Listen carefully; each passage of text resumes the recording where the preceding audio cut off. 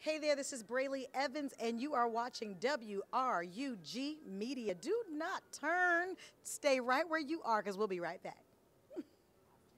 Hey, yo, Mike, check 1 2 1 2 is definitely going down in a major way, man. Y'all know how we do it, man. We're here on location, Memphis. We're here at Studio on the Square. We're here with some great people doing some major things. Being Mary Jane, the show. You know, that show has brought BET back, in my opinion. You know, no, nothing against BET. I rock with them. But I'm glad to see how they're jumping into more scripted shows and kind of not getting all the way away from the music, but just kind of getting into some more bigger things. Absolutely. So talk about this great experience with hooking up with BET first, and then we're going to get into this wonderful movie that you guys did. I am blessed to be a part of such an amazing production, being a part of the Achilles.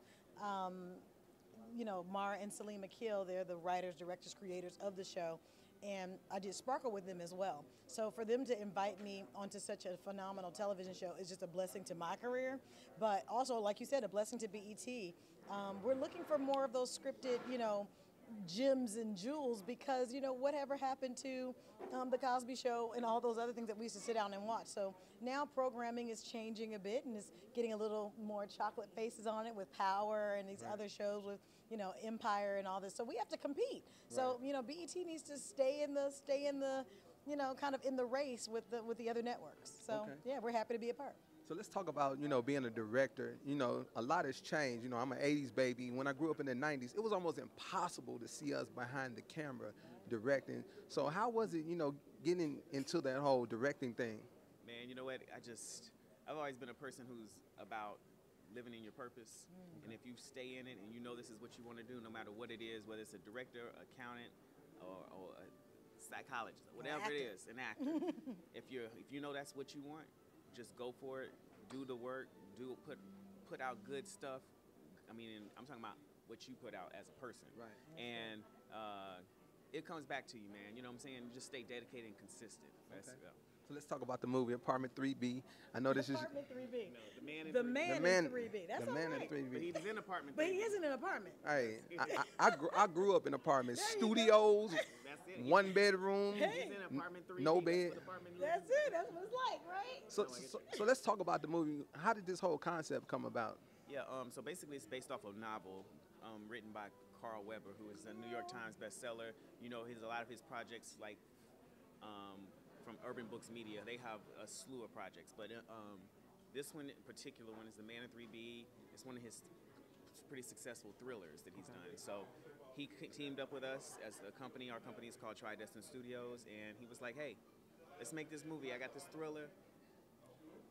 He put the money into it, and he said, let's make it go. Yeah, so that's how.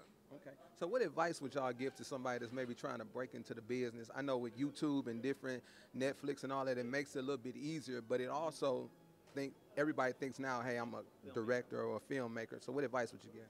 Well, first of all, as for the actors and singers of the world, people who are talent, I would say you have got to just put it out there. If you guys probably don't know, but I got discovered by doing the Brely show on YouTube. And that afforded me to be in Cookout 2. That afforded me to be in Just Right with Queen Latifah. And that was a big budget film, so that's still playing on TV today. But you have to let the world know that you're available. Let the world know your talent level. So it's really just about doing it. So it's okay that you label yourself director, actor, producer, whatever that thing is.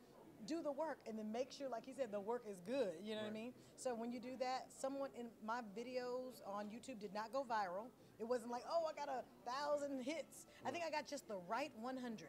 You know what I'm saying? Just the right somebody saw it and said, somebody got this girl's phone number. How do we get in touch with her? And then here I am showing up in films and television. So was it? Can you attribute it to being like consistent? I know a lot of times with YouTube is all about how much you upload and keeping it on a certain day.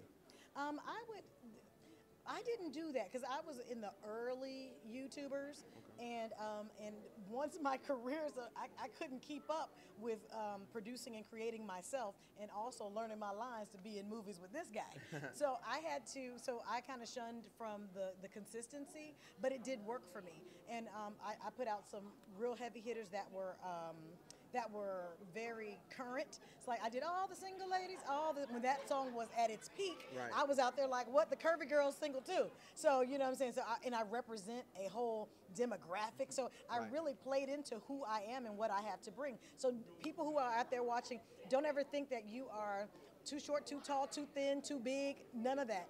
Just who you are is exactly who you need to be for this industry. Because Right. they're looking for you. Right. Now, again, as I said, I'm from that 80s era. So analog or digital, like when you're directing movies and you're filming movies, what do you prefer? I know sometimes digital allows us to go a little faster. Yeah, you know, actually, the way digital is moving now and the level of technology, it's all about the lenses and the lighting and the DP, the guy behind those eyes and the technical aspect of it. I mean, I like film. I like what it gives you naturally, but I mean, there's the digital is what I play on. This movie here, we shot it on a Sony F55, but obviously we've done the red and different things like that. But the level of where it's going, in the end of the day, it's about working with the machines that you have access to and to do the story that you have and making sure that it, like you said, you play with it in a technically sound world.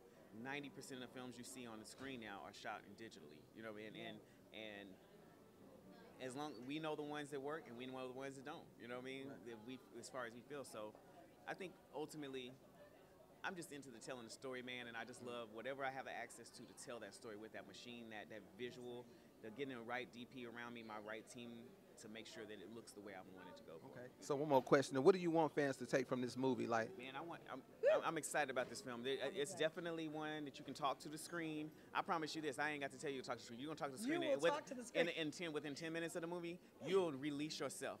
I promise you, in 10 minutes, and by the end of the movie, you will have a whole journey. Like, I just want people to have a good time, come home, be able to go to the screens and just be able to have a good time, man. And I feel like this is what you're going to see, you know. And you're going to see two companies, African-American companies, empowered together and make something happen. and that's what I love. I love when it's for us, when it's by us, and I'm a big fan of that. But I definitely want to say this is an important time because, you know, especially in the city of Memphis, so many young people, they don't really have a lot of things to do. And one of my goals is to be able to take kids off the street and put cameras in their hand because that's something that saved my life. I'm originally from Detroit, but I tell people all the time, music saved my life. It kept me from the gangs and the streets. So I love what you guys doing. And if there's any way y'all ever want to come back to Memphis, I would love to hook up with y'all on that because these kids today, all they know is dancing and shaking and jumping. But they need to see that there's other things in the entertainment besides rapping and just being. Absolutely, absolutely. I would love to. That's You have what's our word. Before we get out of here, hey, that song literally saved R&B in my opinion. Woo! You know, a lot of times Shame.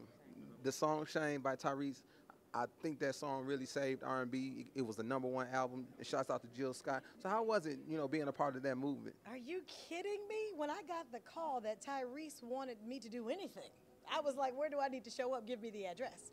But just to be called upon to act alongside of Jennifer Hudson, an Oscar award winner, to be alongside of a #1 charting, you know, R&B king. What? Oh my! I'm floored still just talking about it. And if you don't have the Shame album, shame on you, because it is amazing from song to song. It really is. And there's a short film that goes with this, so it's also a part of this whole film festival, film everything. When you watch the music video, that's just a few clips from the whole story. And baby, that story is amazing. I actually play his mistress. And Jennifer Hudson plays his wife. Okay. And it's a little something. So I need y'all to check that out.